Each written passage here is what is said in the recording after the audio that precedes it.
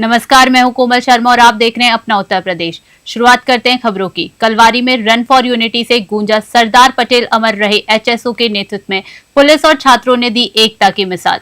जिले के कलवारी क्षेत्र में राष्ट्रीय एकता दिवस पर शनिवार को रन फॉर यूनिटी का आयोजन किया गया। थाना कलवारी परिसर में शुरू हुई यह दौड़ कुशौरा बाजार तक 2.5 किलोमीटर तक चली, जिसमें एसओ गजेंद्र सिंह के नेतृत्व में पुलिसकर्मियों, छात्रों और स्थानीय लोगों ने बढ़ चढ़कर हिस्सा लिया। दौड़ के दौरान एक भारत श्रेष्ठ भारत और सरदार पटेल अमर रहे के नारे गूंजते रहे। गाय घाट, बहादुरपुर और माजा खुर्द चौकियों के प्रभारी सहित पूरी पुलिस टीम ने कदम से कदम मिलाकर देशभक्ति और एकता का संदेश दिया। झिनकू लाल इंटर कॉलेज और बालिका कॉलेज की छात्राओं ने भी जोश और उत्साह के साथ भाग लिया। एसओ गजेंद्र सिंह ने कहा कि सरदार पटेल की एकता की भावना ही भारत की असली पहचान है। पूरे कार्यक्रम में बच्चों में उत्साह और बड़ों में गर्व साफ झलकता दिखाई दिया। बस्सी से दिलीप पांडे की रिपोर्ट।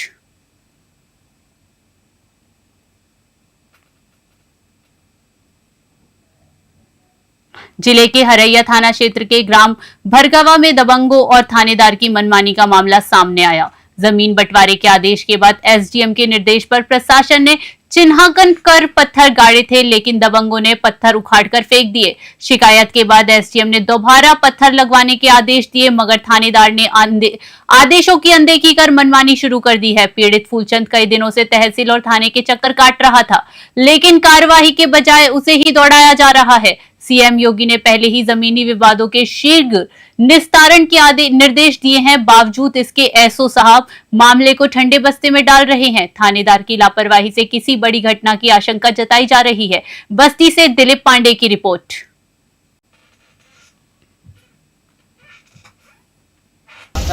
ग्राम भरगवा का मामला है। हमने तहसील से जो है बंटवारा का मुकदमा दाखिल किया था। बंटवारा फाइनल हो गया। बंटवारा फाइनल होने के बाद एसडीएम साहब ने आदेश दिया कि पत्थर गाड़ा जाए। जाके पुलिस बल और लेखपाल के द्वारा पत्थर गाड़ा गया। पत्थर दूसरे दिन उठाकर विपक्षी जो सुखपाल तिवारी और रत्नेश तिवारी और जो है रामभगत तिवारी और संतोष तिवारी ने उखाड़कर फेंक दिया। फेंकने के बाद फिर हमने आया, एसडीएम साहब फिर आदेश दिया कि एसओ साहब को जाकर के पत्थर को पुनः गड़वाने का कार्रवाई करें। तो साहब पत्थर नहीं गाड़ा गया अभी तक, और फिर आदेश दिए कि अगर नहीं गाड़ा गया है तो फिर से जो है उनके ऊपर मुकदमा दर्ज किया जाए। समाजवादी पार्टी के वरिष्ठ नेता आजम खान से सियासी हस्तियों की मुलाकात का सिलसिला लगातार जारी है। बीती रात कैराना से सपा सांसद इकरा हसन अपने भाई विधायक नाहिद हसन के साथ रामपुर स्थित आजम खान के आवास पहुंची, जहां दोनों नेताओं ने आजम खान से लंबी बातचीत की। मुलाकात के बाद मीडिया से बातचीत में इकरा हसन ने इसे पारिवारिक मुलाकात बताया। गौरतलब है कि जेल से रिहाई के बाद से आजम खान से मिलने वालों का तांता लगा हुआ है। इससे पहले अखिलेश यादव, स्वामी प्रसाद मौर्य और पूर्व विधायक इरफान सोलंकी अपनी पत्नी के साथ आजम खान से मिल चुके हैं। मुलाकातों के इस दौर को सपा खेमे में अहम माना जा रहा है। वहीं बिहार चुनाव पर इकरा हसन ने इंडिया गठबंधन की टीम का दावा किया है। रामपुर से शाहबाज खान की रिपोर्ट। आजम साहब उनसे मिलने के लिए यहाँ पर आए थे और कोई सियासी नहीं है, पारिवारिक मुलाकात। क्या बातचीत हुई? जी उनकी सेहत और उनकी तबीयत पूछने के लिए आए थे। 2027 को लेकर कुछ रणनीति वो यहाँ पर तो डिस्कस नहीं हुई, वो तो पार्टी की बात है। काफ़ी देर हुई कुछ? जी परिवार के तरह बैठे थे, सब हाल चाल जाना, बस उसमें टाइम भी लग जाता है। मैम आपका एक वीडियो वायरल हुआ था जिसमें आप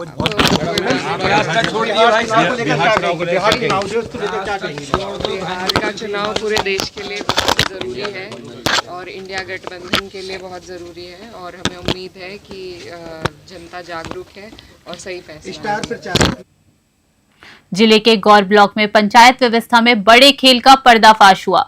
लखनऊ मुख्यालय में रहकर पंचायत सहायक बस्ती में नौकरी कर रही है, जबकि बुढ़ैया पंचायत भवन महीनों से बंद पड़ा है। नतीजन ग्राम पंचायत का सारा काम, डेटा फीडिंग और विकास योजनाएं ठप है। बताया जा रहा है कि गौर ब्लॉक के अधिकारियों की कृपा से पंचायत सहायक की फर्जी हाजिरी चलाई जा रही है। ब्लॉक में आधा दर्जन से अधिक पंचायत भवन अधूरे पड़े हैं और उनमें ताले लटक रहे हैं। बीडीओ और भ्रष्ट सेक्रेटरी की शह पर पंचायत सहायक लापता रहने के बावजूद वेतन उठा रहे हैं। इससे सरकार की ग्राम विकास योजनाओं की मंशा पर पानी फिर गया। स्थानीय जनता परेशान है, लेकिन प्रशासन खामोश। बस्ती से दिलीप पांडे की रिपोर्ट।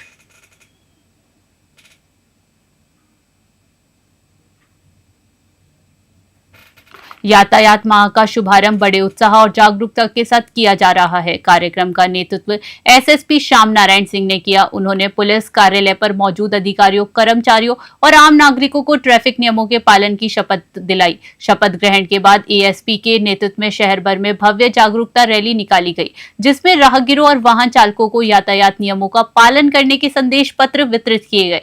रैली में एआरटीओ सत्येंद्र सिंह सहित पुलिस और प्रशासन के कई अधिकारी मौजूद रहे। एसएसपी ने लोगों से अपील की कि हेलमेट पहनना, सीट बेल्ट लगाना और ट्रैफिक नियमों का पालन अभी भी आदत बननी चाहिए। उन्होंने कहा कि नियमों के प्रति जिम्मेदारी ही सड़क हादसों को कम करने में सबसे बड़ी कुंजी है।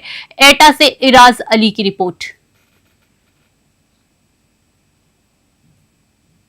कि व्यक्ति का सड़क पे एक्सीडेंट हो गया है, लोग जा रहे हैं, वीडियो तो बन जा रही है, लेकिन कोई मदद के लिए तैयार नहीं। आप जानते हैं कि ऐसे पीरियड में जो गोल्डन टाइम होता है मुख्य आधा घंटा 1 घंटा होता है, अगर इसके अंदर व्यक्ति को प्राथमिक चिकित्सा मिल गई तो उसकी जीवन प्रत्याशा 90% बढ़ जाती है। तो हम आप लोगों के माध्यम से जनता से यही अपील करेंगे, आप गुड ह्यूमैनिटेरियन बनिए, अच्छे नागरिक, अच्छे मानव का रोल निभाइए।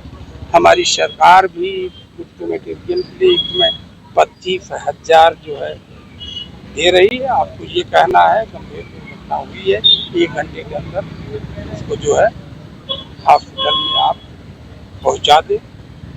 साथ ही साथ ये भी प्रावधान है कि मदद करने वाले व्यक्ति, पहुंचाने वाले व्यक्ति तो कोई पूछताछ नहीं करेगा, पुलिस पूछताछ नहीं करेगी।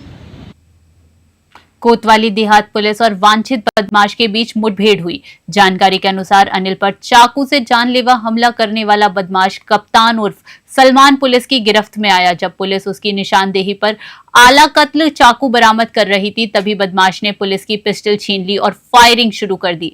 पुलिस ने तत्काल जवाबी कार्यवाही की, जिसमें बदमाश कप्तान उर्फ सलमान को गोली लग गई और वह घायल हो गया। घायल बदमाश को तुरंत उपचार के लिए अस्पताल में भर्ती कराया गया।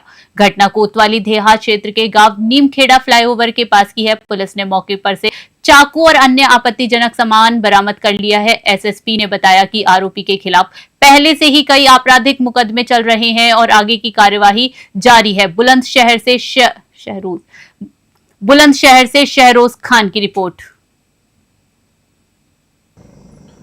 कल शाम कोतवाली देहात थाना क्षेत्र के नीमखेड़ा गांव में एक चाकू मारने की घटना हुई थी, जिसमें अनिल बुरी तरह से घायल हो गया था। इस पूरे मामले में जो मुख्य आरोपी है कप्तान उर्फ सलमान पुत्र साकिर, उसको पुलिस ने आज रात में पकड़ा और आला कत्ल बरामद करने के लिए उसकी चिन्हित जगह पर पुलिस उसको ले गई थी। जो आला कत्ल इस पूरी घटना में यूज़ हुआ था, उसकी चिन्हित लोकेशन कप्तान ने नीमखेड़ा फ्लाईओवर के अंडरपास के नीचे बताई थी। आला कत्ल बरामद करने के बाद कप्तान पुलिस पार्टी की गन छीनकर भागा और पुलिस पे फायर कर दिया। जवाबी कार्रवाई में कप्तान घायल हो गया। कप्तान को उपचार हेतु जिला अस्पताल ले जाया गया है और अग्रिम विधिक कार्रवाई की जा रही है। शास्त्री चौक पर पुलिस अधीक्षक अभिनंदन ने यातायात माह का शुभारंभ किया। इस अवसर पर एसपी ने कहा कि पूरे माह भर विशेष अभियान चलाकर लोगों को यातायात नियमों के प्रति जागरूक किया जाएगा। उन्होंने बताया कि इस बार अभियान का मुख्य फोकस ग्रामीण क्षेत्रों पर रहेगा, जहां अक्सर लापरवाही के कारण सड़क हादसे होते रहते हैं। एसपी ने उपस्थित पुलिसकर्मियों और नागरिकों से अपील की कि वे सीट बेल्ट, हेलमेट और ट्रैफिक सिग्नल जैसे नियमों का पालन करें। और इस दौरान ट्रैफिक विभाग के अधिकारी, नगर पुलिस बल और स्कूली छात्र भी मौजूद रहे। बस्ती से दिलीप पांडे की रिपोर्ट। देखिए, आज यातायात माह का शुभारंभ हुआ है और इस बार हम लोग बहुत सारी चीज़ों पर फोकस करेंगे। खासकर ग्रामीण एरियाज़ पे भी फोकस इस बार हम लोग का रहेगा। हर बार क्या होता है, शहरी क्षेत्रों में ही हम लोग कार्यक्रम कर देते हैं और कई बार जो एक्सीडेंट्स होते हैं और ग्रामीण क्षेत्रों में जो लोगों को जानकारी है ट्रैफिक के नियमों की, उनका अभाव होता है, जिस कारण बड़े एक्सीडेंट्स वहाँ होते हैं। तो इस बार वहाँ भी फोकस रहेगा, जागरूकता हम लोग लगातार फैलाते रहेंगे। हॉटस्पॉट जैसा हम लोगों ने पहले चिन्हित किया था, कुछ जो चौराहे हैं हमारे, उनको आदर्श चौराहों के रूप में हम लोग डेवलप करने का प्रयास करेंगे। जो अतिक्रमण होगा उस पर हम लोगों का संयुक्त कार्रवाई होगी। तो एक तरीके से समग्र रूप से किस तरीके से हम लोग ट्रैफिक के नियमों का पालन को बढ़ा पाएँ, एक्सीडेंट्स को कम कर पाएँ और लोगों के अंदर एक गुड समैरिटन की भावना को पैदा कर पाएँ, इसके लिए हम लोग और आरटीओ विभाग सभी लोग संयुक्त रूप से कार्य करेंगे और आशा करते हैं कि इस बार जो हम लोग का यातायात माह होगा वो बहुत कुछ नया होगा। इस बार आप लोगों से भी फीडबैक लिया जाएगा, आप लोग को जो सुझाव होंगे उसको भी हम लोग इसमें इनकॉर्पोरेट। आईपीएल के तेज गेंदबाज कामरान खान शनिवार को रामपुर पहुंचे, जहां वे एक होटल में ठहरे और मीडिया से बातचीत की। बातचीत के बाद वे सपा नेता आजम खान के आवास के लिए रवाना हुए और उनसे मुलाकात की। न्यूज 21 चैनल से बातचीत में कामरान खान ने भारतीय क्रिकेट टीम की जमकर तारीफ की। उन्होंने कहा कि वे 2009 से 2012 तक आईपीएल में फास्ट बॉलर के रूप में खेले गए और कई सीरीज में देश के लिए योगदान दिया है। उन्होंने बताया कि मोहम्मद शमी उनके जूनियर रहे हैं और उनके साथ उनके हमेशा अच्छे संबंध रहे हैं। कामरान खान ने यह भी संकेत दिया कि वे अब आईपीएल से संन्यास लेने का विचार कर रहे हैं। रामपुर से शाहबाज खान की रिपोर्ट। आज हम रामपुर में मौजूद हैं और एक होटल में यहाँ पर मौजूद हैं जहाँ पर आईपीएल टीम में खेले हुए कामरान खान रामपुर में रुके हुए हैं और वो रामपुर से कहीं लखनऊ के लिए रवाना हो रहे थे। तो जैसे हमें पता चला तो हमने आज सोचा कि आज इनसे बात कर लेते हैं। आइए सीधी बात करते हैं। सर, क्या नाम है आपका? जी, कामरान खान। कामरान खान जी, आप रामपुर, आपका कैसे आना हुआ? रामपुर में एक मैच था और मैच के सिलसिले में और उससे मतलब मेरा मेन टारगेट आना था कि आज आजम खान साहब से मिलना था और फिर मेरा कई दिन से प्लान चल रहा था और उसी बीच में एक मैच के लिए भी कॉल आ गया। तो मैं सोचा क्यों ना मैच भी खेल लिया जाए और दोनों काम हो जाएगा, आजम खान से मुलाकात भी हो जाएगी और मैच भी खेल लिया जाएगा। तो मैच खेलने आ गए थे। तो आप रामपुर कब आए थे यहाँ? मैं कल आया था। रामपुर से वैसे भी बड़ा पुराना ताल्लुकात है मेरा। पवन भाई जो हमारे दोस्त हैं, हम करीब हम लोग एक दूसरे को 10 साल से जान रहे। जब मैं डीएनएस में प्रैक्टिस कर रहा था उस टाइम से जान रहे। तो रामपुर से काफ़ी पुराना ताल्लुकात है। मैं काफ़ी बार आया हूँ, पवन भाई के घर पे रुका हूँ, मगर इस बार आने का मकसद मेरा यही था कि आजम खान साहब से मुलाकात होगी हमारी और अभी मैं यहाँ से आपसे बात करने के बाद उन्हीं से मिलने जाऊँगा, आजम खान साहब से। अच्छा, सवाल है, आप हमेशा पॉपुलर सिटी में रहते हैं और एक क्रिकेटर के रूप में रहते हैं, तो आप आज अपने करियर के बारे में बताइए, आपने कैसे शुरुआत की? कि कैरियर तो मेरा बचपन से ही शौक़ था क्रिकेट खेलना और एक टाइम ऐसा आया था कि मैं क्रिकेट से दूर जाने वाला था क्योंकि यूपी के अंदर बहुत ज़्यादा पॉलिटिक्स था, पहले से ही सिलेक्शन नहीं होता था। बट एकदम से मैं मुंबई गया। मैं मुंबई में एक मैच मिला, मुझे एक प्लेटफॉर्म मिला और रातों रात मैं स्टार बन गया, आईपीएल खेल लिया। तो फिर आपका एक सपना था या आपने उस हॉबी के लिए आपने कभी एग्ज़ाम दिए थे या प्रैक्टिस की थी? आप वही मैं जानना चाह रहा हूँ। देखिए, बिना सपना का, जब तक आपके दिल में सपना नहीं रहेगा, ख्वाहिश नहीं रहेगा वहाँ तक पहुँचने का, जब तक आप वहाँ तक नहीं पहुँच सकते। तो मेरा बचपन से यही टारगेट था कि मुझे एक बड़ा क्रिकेटर बनना है। और उस टाइम जब मैं छोटा था तो आईपीएल तो था नहीं कि दिमाग में रहेगा कि मुझे आईपीएल खेलना है। तब ये था दिमाग में कि चल मुझे स्टेट के लिए खेलना है और देश के लिए खेलना है। फिर बाद में एकदम से जब आईपीएल आया तो फिर मुझे और एनर्जी मिला कि नहीं यार, एक बड़ा प्लेटफॉर्म आ रहा है और दबा के मेहनत करूँगा और इंशाल्लाह आईपीएल खेलूँगा। और वही हुआ, मेहनत बहुत करता था मैं और एक छोटा सा मौका मिला, हमें चांस मिला, मैं उस पर खरा उतर गया। अभी तक आपने अपने करियर में कितने आईपीएल खेले होंगे और किन किन टीमों को हराया होगा और नेशनल गेम आपने कितने खेले होंगे?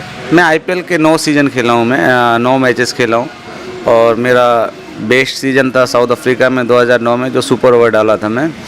और उसके बाद मैं मुश्ताक अली यूपी से खेला हूँ। मैं 25 हैदराबाद से 5 मैचेस खेला हूँ। मेरा फर्स्ट सीज़न फर्स्ट क्लास का जो डेब्यू मेरा श्रीलंका से है, कोलंबो कोर्ट से है। तो बस, और बाकी मैं 5-6 साल एयर इंडिया से क्रिकेट खेला हूँ और ऐसे ही चल रहा है। फिर सहारा ज्वाइन किया, सहारा से काफ़ी साल तक खेला क्रिकेट, अभी चल रहा है सहारा से। अच्छा, आप मूल रूप से कहाँ के रहने वाले हैं? आपका जन्म कब हुआ?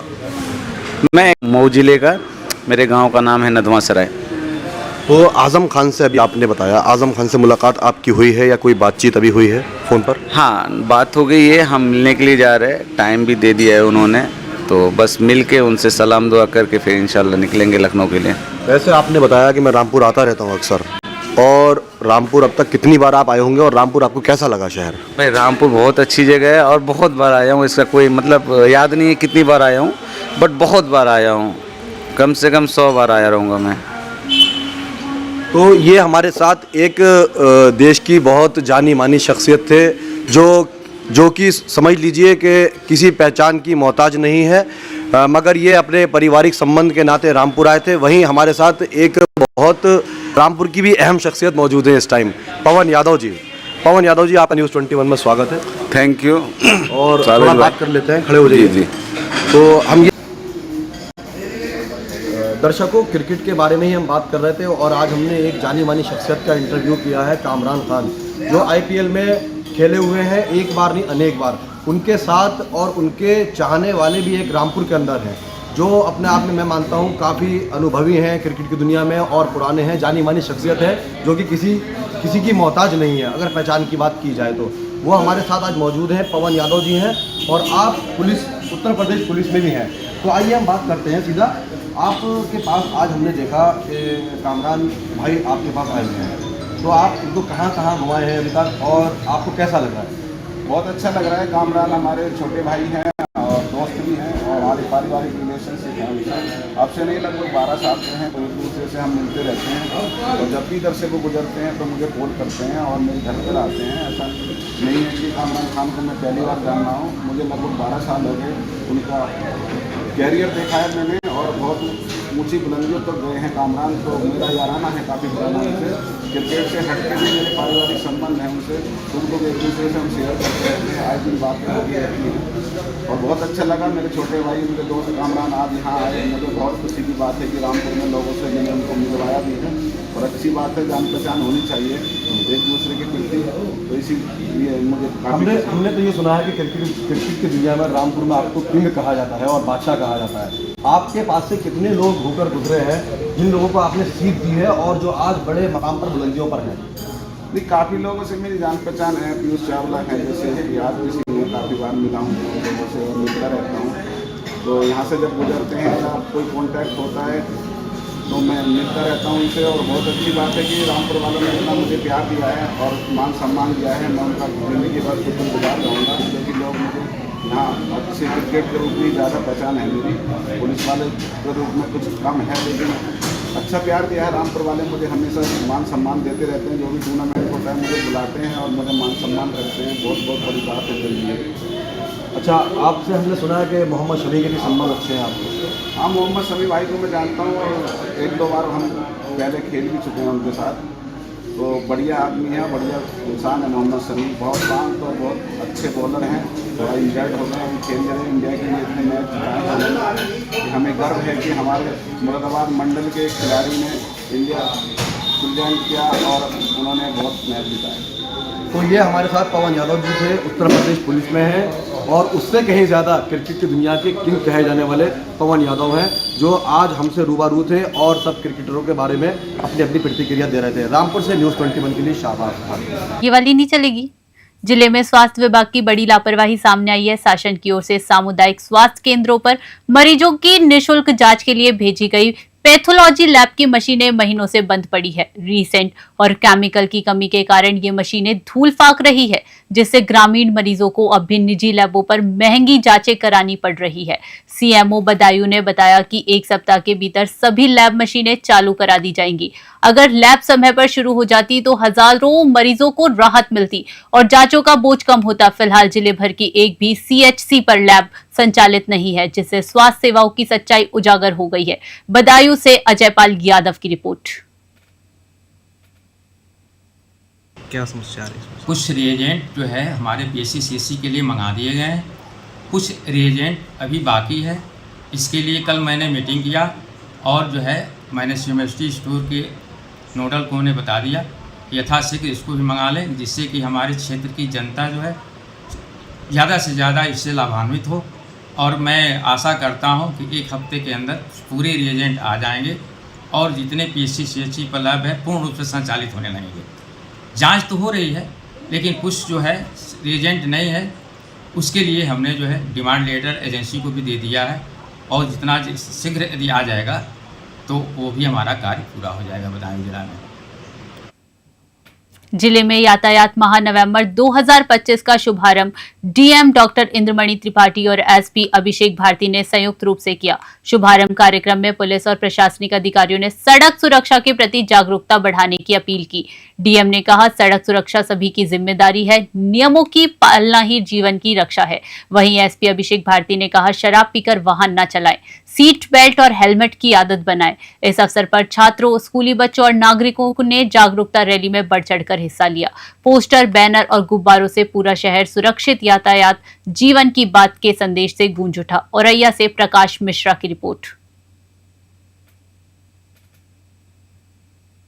क्या किस तरीके से लोगों को जागरूक किया जा रहा है?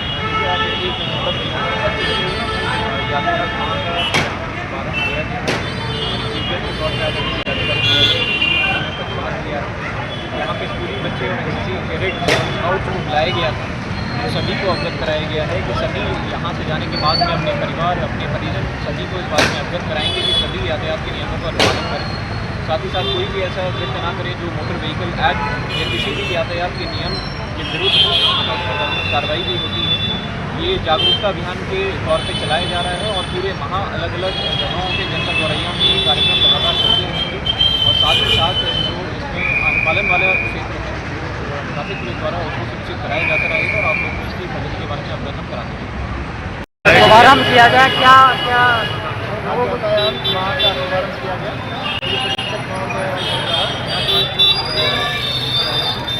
सभी बच्चे थे और भी हमारे लोग थे, उनको बताया गया सीट बेल्ट लगाएं, हेलमेट अवश्य लगाएं, नियम का पालन करें।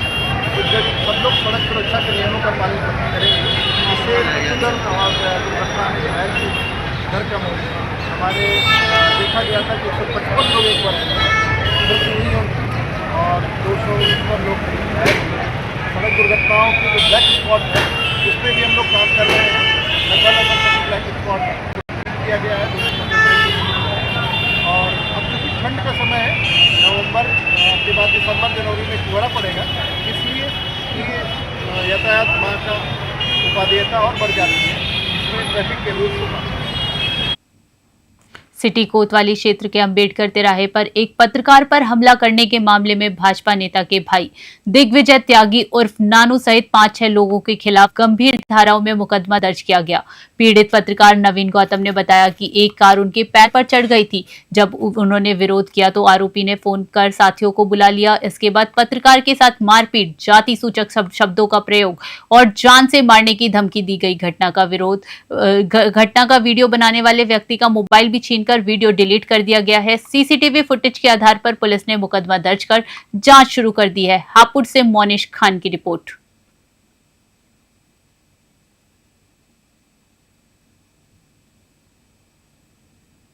सदर कोतवाली क्षेत्र के कालपी चौराहे के पास एक तेज रफ्तार इको वैन सड़क किनारे खड़े ट्रक से जा टकराई। हादसे में 14 वर्षीय किशोर की मौके पर ही मौत हो गई, जबकि 2 अन्य गंभीर रूप से घायल हुए हैं। जानकारी के अनुसार कुंदौरा गांव से उरई जा रही इको कार अचानक ट्रक से टकरा गई, जिससे वाहन पूरी तरह क्षतिग्रस्त हो गया। घायलों को इलाज के लिए जिला अस्पताल में भर्ती कराया गया है, जबकि मृतक के शव को पोस्टमार्टम के लिए भेजा गया है। घटना के बाद चालक, जो मृतक का बहनोई बताया जा रहा है, मौके से फरार हो गया। पुलिस ने घटनास्थल पर पहुंचकर साक्ष्य एकत्रित किए और मामले की जांच शुरू कर दी। हमीरपुर से कुलदीप सिंह की रिपोर्ट।